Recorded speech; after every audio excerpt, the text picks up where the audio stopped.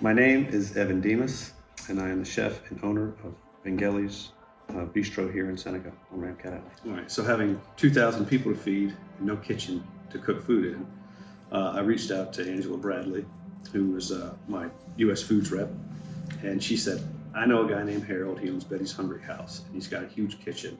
He'd probably be willing to help you. So she arranged it, and I got to go meet Harold, and he gave me the okay to use his back kitchen, and that's how we began the journey to Dimas Brothers Cafe. So after that 6-month period of catering, he said he was ready to retire. They were done with it.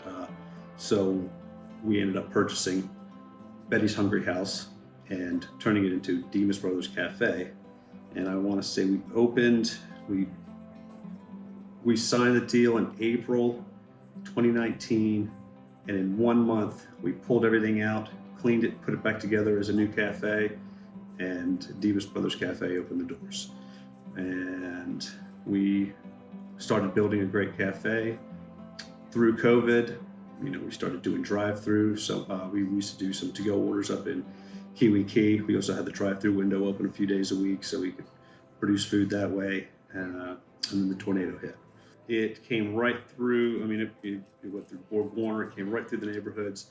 Honestly, I think what saved the restaurant from complete destruction is probably a set of bushes that leaned over the dumpster and created a different sort of air current and kept the dumpster from being blown directly into the restaurant. We had contractors, and we had weekly meetings with the city and contractors, and we were overseeing partially the construction of Vangeli's in between getting the cafe up and going. So my brother and I were just full steam ahead, and we maintained almost everybody from Betty's. We didn't want to fire anybody. We said, hey, we're not just coming in here and buying this business and getting rid of everybody.